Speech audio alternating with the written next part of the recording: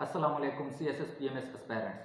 मैं हूं Kashif Shahzad, time zone institute के प्लेटफॉर्म से। जैसा कि आपको पता है कि हम CSS और PMS एस्पायरेंट्स के लिए स्पेशल लेक्चर्स की एक सीरीज स्टार्ट कर रहे हैं। ये स्पेशल लेक्चर्स क्या हैं और कैसे ये CSS PMS एस्पायरेंट्स को या जो भी कम्पिटिटिव एग्ज़ाम के एस्पायरेंट्स हैं उनको कैसे हेल्पफुल करेंगे, इवन के वन पेपर एस्पायरेंट्स को भी कैसे ये हेल्पफुल करेंगे। इसमें ऐसी टेक्निक्स, ऐसी अप्रोचेस शामिल हैं जो आपको जो है अपनी तैयारी की में जो आप कम्पिटिटिव एग्ज़ाम की जो जर्नी है उसमें आपको काफ़ी हेल्पफुल होंगे, डे 1 से लेके फाइनल डे तक। ये ऐसे इसमें जो है आपके लेक्चर्स शामिल होंगे जो आपकी हर लिहाज से तैयारी में आपको ईज़ी बनाएंगे और आपकी जो है जर्नी को मज़ीद सिंपल और कम्प्रिहेंसिव वे में लेकर चलेंगे। तो अगर आप इन टिप्स को फॉलो करेंगे, इन लेक्चर्स को फॉलो करेंगे तो आपकी जर्नी जो है CSS PMS की या किसी भी और कम्पिटिटिव एग्ज़ाम की तो वो काफ़ी आसान और सिंपल हो जाएगी। इसमें जो पहला लेक्चर होगा वो होगा कि understanding the approach of the competitive exams. इसमें जो है 3-4 चीज़ें आ जाती हैं। इसमें जो पहली चीज़ है कि हमें अंडरस्टैंड करना चाहिए CSS PMS एस्पायरेंट्स को कि इस एग्ज़ाम की अप्रोच क्या है, वो हमसे क्या डिमांड करता है, वो किस तरह के कैंडिडेट्स को जो है हायर करते हैं या वो उनको जो है अपने ब्यूरोक्रेसी में शामिल करते हैं। दूसरे नंबर पर जो चीज़ है वो है कि जो सब्जेक्ट है आपका कोई भी सब्जेक्ट है, करंट अफेयर का है, पाकिस्तान अफेयर का है, उस सब्जेक्ट की क्या डिमांड है, उस सब्जेक्ट में किस तरह का नॉलेज रिक्वायर होता है। थर्ड नंबर पर जो चीज़ आ जाती है वो इनके आ जाते हैं FPSC की रिपोर्ट कि फ़लाँ सब्जेक्ट की जो है वो FPSC ने क्या रिपोर्ट दी है, उसमें क्या रिकमेंडेशंस दी हैं स्टूडेंट्स को, एस्पायरेंट्स को कि वो किन एरियाज़ पे काम करें या कहाँ पे उनकी मिस्टेक हैं जो वो पेपर में करते हैं स्टूडेंट्स। और इसके अलावा जो फोर्थ नंबर पर चीज़ आ जाती है वो हमें पास पेपर गाइड करते हैं कि पास पेपर में किस तरह से एस्पेरेंट्स से जो है ना क्वेश्चंस किए गए हैं मुख्तलिफ डिमेंशंस पर।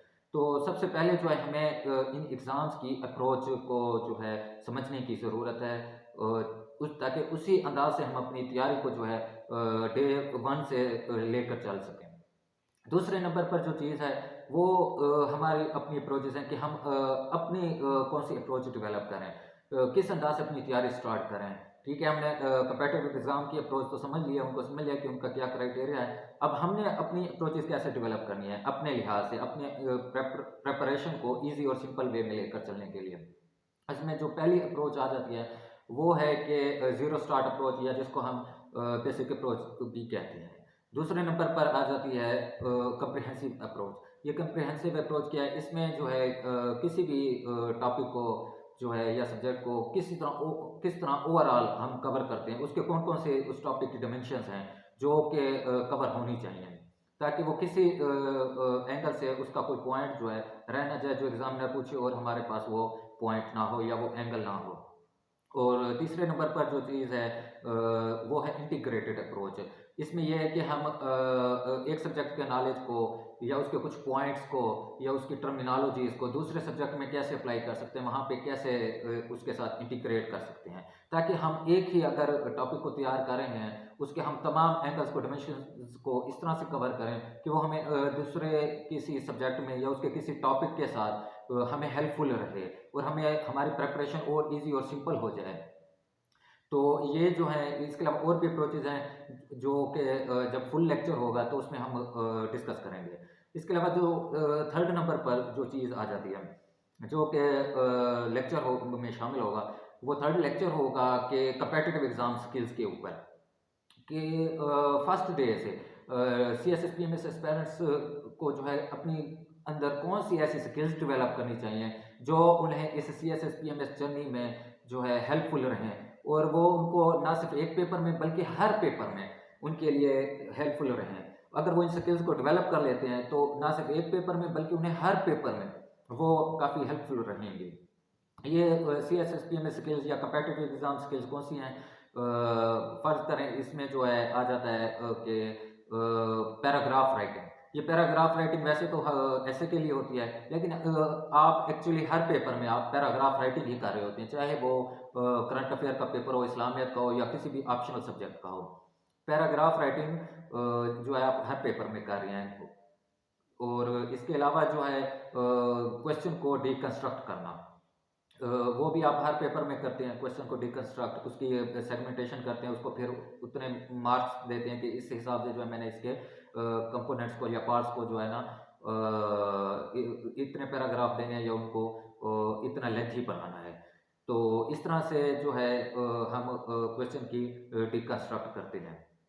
इसमें एक और जो स्किल्स आ जाती है कि वो जो है आप, ये तो हो गई आपकी जो है राइटिंग स्किल्स, इसमें जो है कुछ आपकी स्पीकिंग स्किल्स भी इन्वॉल्व हो जाती हैं कि आप जो है अपने अंदर कम्युनिकेशन स्किल्स भी डेवलप करें, अपनी बॉडी लैंग्वेज जो है या इंटरव्यू की स्किल्स हैं वो भी अपने अंदर डेवलप करें, ताकि जो है आपकी प्रॉपर प्रिपरेशन हो सके डे 1 से लेके फाइनल एलोकेशन डे तक। क्योंकि ये CSSPMS की जो जर्नी है ये सिर्फ रिटन पेपर का नाम नहीं है। ये रिटन पेपर के बाद फिर आपका साइकोलॉजिकल असेसमेंट होते हैं, फिर उसके बाद आपका इंटरव्यू होता है और फिर जाके जो है आपकी फाइनल एलोकेशन होती है। तो आप जो है ऐसी एक स्ट्रेटेजी लेकर चलें कि डे 1 से आपके रिटन की भी तैयारी हो रही हो, आपके जो है और इंटरव्यू की भी तैयारी हो रही हो, सारे एस्पेक्ट्स आपके जो है कवर हो रहे हों। और ये बिल्कुल सिंपल है, इसमें कोई वो कम्प्लेक्सिटी नहीं है, बिल्कुल सिंपल लेके चलें। सिर्फ आपने जो है अपने साथ इंटरव्यू के लिहाज से अपने आप को अडॉप्ट करना है और अपनी पर्सनैलिटी, अपने जो है लीडरशिप स्किल जो है वो अपने अंदर साथ साथ डिवेलप करनी है। तो ये हो गई कुछ जो है कम्पिटिटिव एग्जाम स्किल जो कि डे 1 से आपने अपने अंदर डेवलप करनी है और जो आपको हर पेपर में और इवन के इंटरव्यू में भी जाके आपको हेल्प करेंगी। बाद में आपको इन पे ज़्यादा फोकस करने की ज़रूरत नहीं पड़ेगी। उसके बाद जो एक और लेक्चर होगा या फोर्थ लेक्चर होगा इस स्पेशल लेक्चर सीरीज का, वो होगा कि पेपर अटेम्प्टिंग टेक्निक्स पर होगा। आपको पता है कि हर सब्जेक्ट की अपनी पेपर अटेम्प्टिंग टेक्निक्स होती हैं, उसका अपना एक स्टाइल है। तो हम हर पेपर के हर सब्जेक्ट के अलग-अलग से पेपर अटेम्प्टिंग टेक्निक्स जो है उस पे डिस्कस करेंगे और उन टेक्निक्स के बारे में आपको बताएंगे। ये टेक्निक्स क्या हो सकती हैं, इसमें जो है उस सब्जेक्ट की रिक्वायरमेंट क्या है, उसके पेपर को सॉल्व करने का तरीक़ेकार क्या है, उस पेपर के जो क्वेश्चंस होते हैं उनको कैसे डिकंस्ट्रक्ट किया जाता है, उनके कमांड वर्ड्स को कैसे डिकंस्ट्रक्ट किया जाता है। इसमें जो है फिर मैक्सिमम मार्क्स ऑब्टेनिंग टेक्निक्स या हर सब्जेक्ट की अलग हैं और फिर हर सब्जेक्ट के कुछ अपने पेपर सॉल्व करने के लिहाज से डूज एंड डोंट्स होते हैं जिनसे पे हमें फोकस करना चाहिए कि इस पेपर में कौन से हमने डूज करने और किन से हमने जो है बचना है, जो कि पेपर में हमने जो है इंक्लूड नहीं करने चाहिए, क्योंकि उसकी वजह से आपके मार्क्स जो हैं कटते हैं। और इसी तरह ओवरऑल पेपर प्रेजेंटेशन आपकी आ जाती है कि आपका जो है पेपर किस तरह से जो है वो नज़र आना चाहिए, उसकी कैसी प्रेजेंटेशन हो जाती है। तो ये हो गई आपकी पेपर अटेम्प्टिंग टेक्निक्स। उसके बाद एक जो है एक अहम मरहला आता है CSS के एस्पेरेंट्स के लिए, वो आता है ऑप्शनल सब्जेक्ट्स की सिलेक्शन पे। कंपल्सरी सब्जेक्ट्स तो तकरीबन सबके ही सेम होते हैं। ऑप्शनल सब्जेक्ट्स 2-3 तो वो फाइनलाइज कर लेते हैं, लेकिन 2-3 सब्जेक्ट्स पे जो है इशू आ जाता है कि इनमें से कौन से ऑप्शनल सब्जेक्ट्स जो हैं सिलेक्ट करने हैं। तो ये काफ़ी इंपॉर्टेंट मरहला होता है और इस पे भी हम बात करेंगे कि ऑप्शनल सब्जेक्ट किस बेस पर आपको सिलेक्ट करने चाहिए। इसमें कुछ चीज़ें जो है मैं आपको अभी बता दूँ, वो ये हैं कि आपका अपना टेम्परामेंट कैसा है, आपकी अपना जो है पिकिंग पावर कैसी है, वो किस तरह के नॉलेज को आपका माइंड जो है वो कैप्चर करता है, किस तरह के क्वेश्चंस को, किस तरह के टॉपिक्स को आपका माइंड जो है वो सिंपल वे में अंडरस्टैंड कर सकता है। कुछ का जो है साइंस का बैकग्राउंड होता है तो उनके लिए साइंस के सब्जेक्ट्स अच्छे होते हैं। कुछ का जो है टेक्निकल बैकग्राउंड अच्छा है तो वो टेक्निकल के जो सब्जेक्ट्स होते हैं, जिस तरह आई लॉ का हो गया है या कोई भी लॉ का हो गया, ये टेक्निकल सब्जेक्ट्स हैं, उनके लिए वो ज़्यादा फिजिबल होते हैं। इस तरह कुछ जो है हिस्ट्री के सब्जेक्ट्स के लिए काफ़ी अच्छे होते हैं, उन्हें जो इवेंट्स वगैरह जो है याद करना या उनकी काजेज इफ़ेक्ट्स जो भी हैं वो उनको लिए समझना एक आसान होता है। तो इस तरह से मुख्तलिफ अप्रोचेज होती हैं ऑप्शनल सब्जेक्ट्स को सिलेक्ट करने की। इसके अलावा एक सब्जेक्ट का क्या किसी दूसरे सब्जेक्ट के साथ कोई ओवरलैपिंग है, कोई कुछ उसके टॉपिक्स उसके साथ ओवरलैप करते हैं, जैसे कि इस्लामियात के सब्जेक्ट्स हैं, इस्लामियात का सब्जेक्ट है उसमें कुछ टॉपिक्स हैं जैसे पब्लिक एड का हो गया, ब्यूरोक्रेसी का हो गया, एडमिनिस्ट्रेशन का हो गया। तो ये जो है टॉपिक्स जो हैं आप को जो है ऐसे में भी ये टॉपिक्स आ जाते हैं, ये टॉपिक्स आपको पाकिस्तान अफेयर में भी आ जाते हैं। और इसी तरह ये टॉपिक्स जो हैं आपको पब्लिक एड में भी मिलती हैं। पब्लिक एड तो है ही सारा इसी पे, एडमिनिस्ट्रेशन पे और ब्यूरोक्रेसी पे और इस तरह से, तो ये भी आपने चीज़ देखनी होती है। इसके अलावा जो 6 नंबर पे एक लेक्चर होगा, आई थिंक 7 नंबर पे, वैसे तो ये थोड़ा आपको ऑकवर्ड लगता है, लेकिन ये ऑकवर्ड नहीं है, ये आपकी ओवरऑल जर्नी के लिए बहुत ईजी और सिंपल वे में लेकर चलने का है।